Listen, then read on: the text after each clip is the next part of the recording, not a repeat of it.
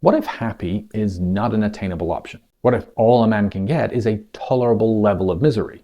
Are such men supposed to be alone forever? Let's unpack that worldview, shall we?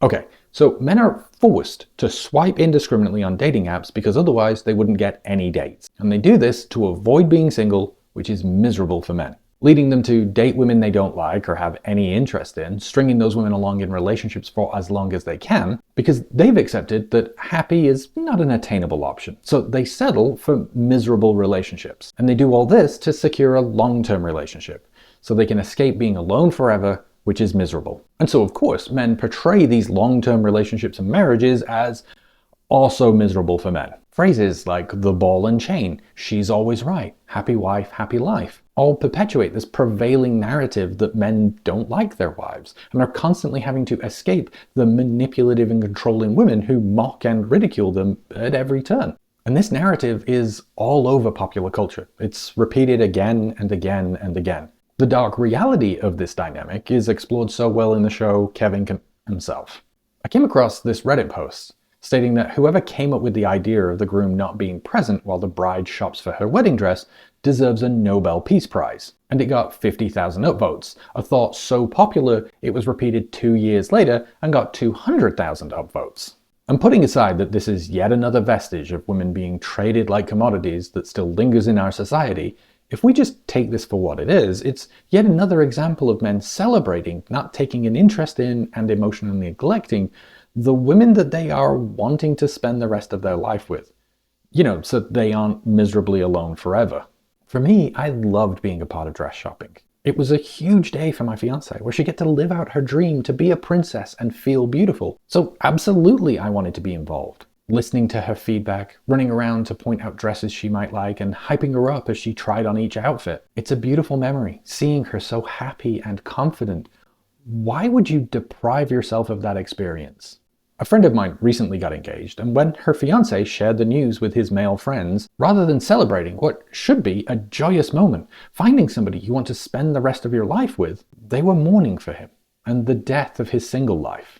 Even the choice of phrase here that the commenter used, tolerable level of misery, is itself a callback to a video that I did over a year ago, a stitch of Shar Henley's video talking about a Reddit post where a man was caught completely off guard by his girlfriend breaking up with him. Oh, sure, he knew she was unhappy, but had just figured it was a, quote, tolerable level of permanent unhappiness that is expected in relationships. Men desperately convince other men that their relationships and their marriages should be unhappy, should be miserable, and that this tolerable level of permanent misery is the best you can expect. But it's still worth putting yourself through to avoid, I guess, the intolerable level of misery of being single. But when women, looking at men's expectations that relationships have a permanent level of misery built in, say absolutely not and nope out of the dating pool, and data shows that women not looking for relationships overwhelmingly outnumber men 2-to-1, then the response from men is celebration?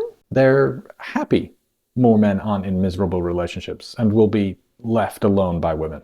A state of being, remember, which is so terribly painful and miserable for men that they are forced to engage in failing dating techniques, to go on endless miserable dates in order to secure an equally miserable relationship with someone they don't even like, all to avoid the miserable fate of being left alone by women. It's a completely incoherent and illogical worldview. That is, until you realize that none of this information is directed at men. Oh, sure, men teach it to other men so that other men regurgitate it, but none of us truly believe it.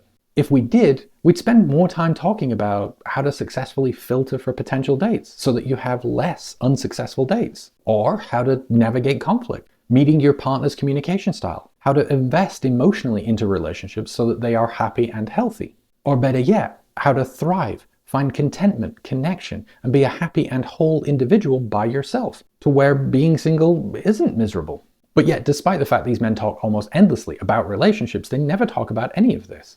They never talk about how to escape the misery cycle. In fact, it's almost always surrounded by content criticizing women. It all starts to make sense when you realize that this is a performance directed not at men, but at women.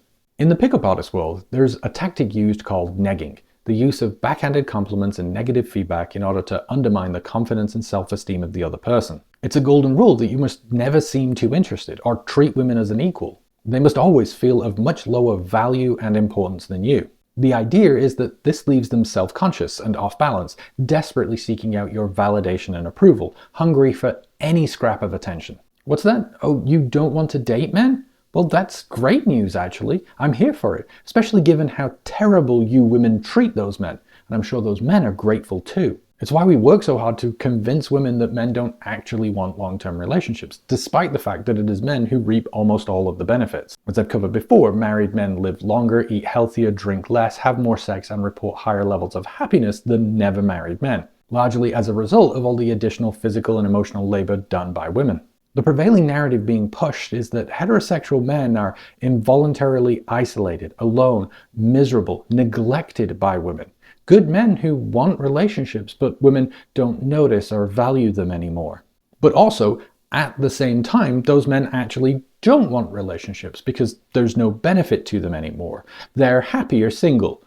Well, okay, not happier, less miserable? A different kind of miserable, I guess? I don't know, this makes no sense. Which is bad enough, but all this deception and manipulation prevents any real progress from being made. Even as we talk about adopting more healthy dating behaviors and attitudes towards relationships, the response, like this comment here, is to question if a happy or healthy relationship is even attainable. It's a myth, a fairy tale. But if you were genuine and sincere and truly held the belief that being single, you are inevitably miserable, and being in a relationship, you are inevitably miserable, then the common element is that you are miserable. And it is worth interrogating why that is, and what you can do to be more comfortable, to find contentment and happiness within yourself before insisting that fixing your misery is someone else's responsibility.